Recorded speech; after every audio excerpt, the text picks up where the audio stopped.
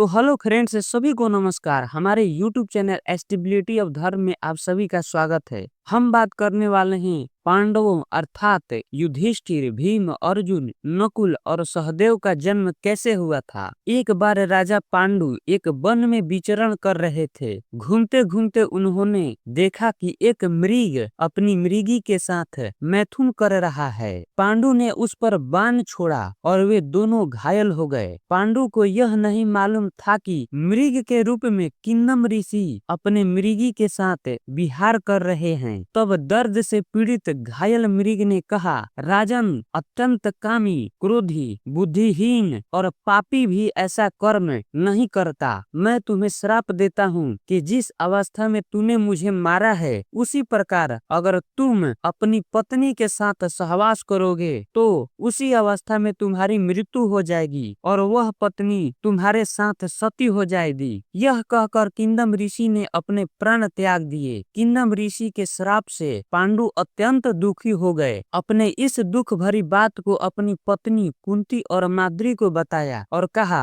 कि तुम दोनों राजधानी चली जाओ। अब मैं सन्यासी के रूप में वन में ही अपना जीवन बिताऊंगा। कुंती और माद्री ने अपने पति की बात सुनकर और उनके वनवास का निश्चय जानकर कहा, आर्यपुत्र, सन्यास आश्रम के अतिरिक्त और भी तो ऐसे आश्रम है जिसमें आप हम लोगों के साथ महान तपस्या कर सकते हैं। हम दोनों अपनी इंद्रियों को वश में करके आपके ही साथ रहेंगे। अपनी पत्नियों का दृढ़ निश्चय देखकर पांडु ने संन्यास न लेकर वानप्रस्थाश्रम में पत्नियों के साथ रहने का निश्चय किया। अब वे लोग ब्रह्मचर्य तथा इंद्रियों को वश में करके एक साथ रहने लगे। एक दिन पांडु ने अपनी पत्नी कुंती से पुत्र प्राप्ति की इच्छा जताई। कुंती ने कहा, मुझे दुर्वासा ऋषि से मंत्र मिला है कि मैं जिस देवता को आवाहन करूंगी वह चाहे अथवा ना चाहे हमारे अधीन हो जाएंगे। आपकी आज्ञा होने पर मैं जिस देवता का आवाहन करूंगी उसी से मुझे संतान होगी। कहिए किस देवता का आवाहन करूं? पांडु ने कहा, आज तुम